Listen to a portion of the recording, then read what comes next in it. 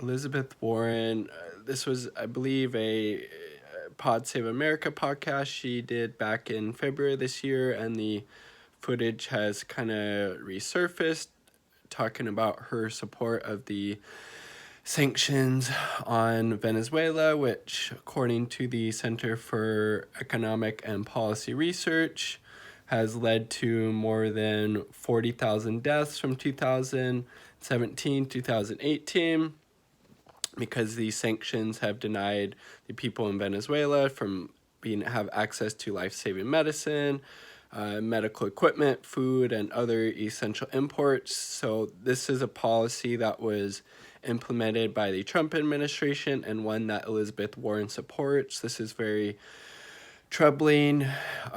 These sanctions are a form of economic warfare. They are illegal under international law.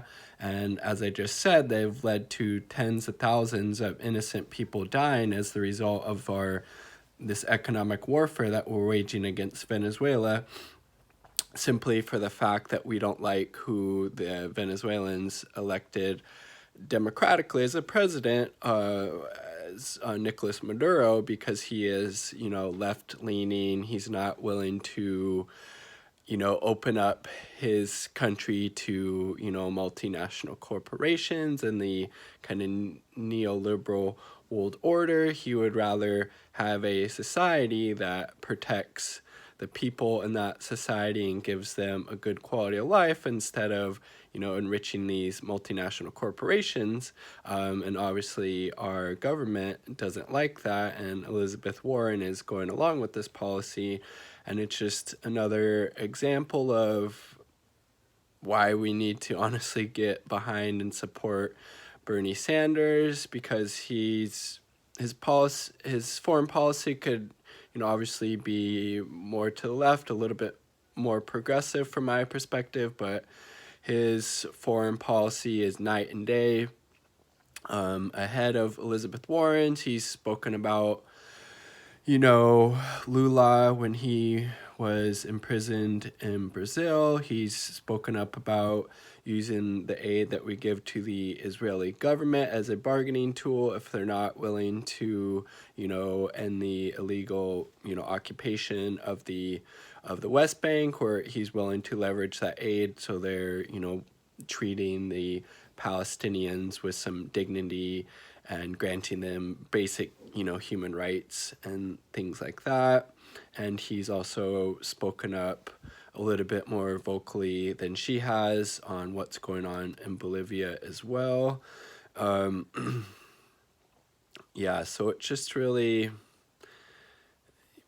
really troubling, her foreign policy, as well as she's backtracking on Medicare for All, saying that, basically in the first 100 days, she'll introduce a public option.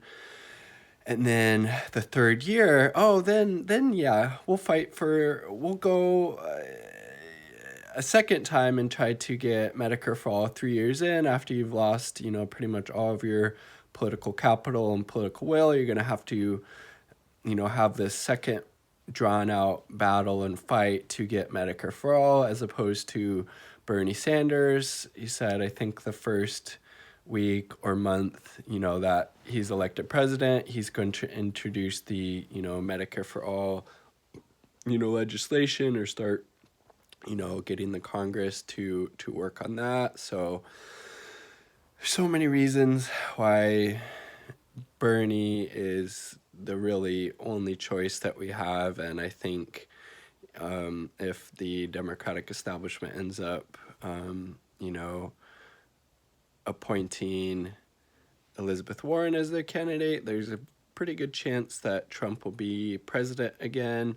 Bernie just has that long, clear track record of supporting populist left positions like Medicare for All. He also goes further with free college for everybody. Elizabeth Warren doesn't. He wants to get rid of all medical debt.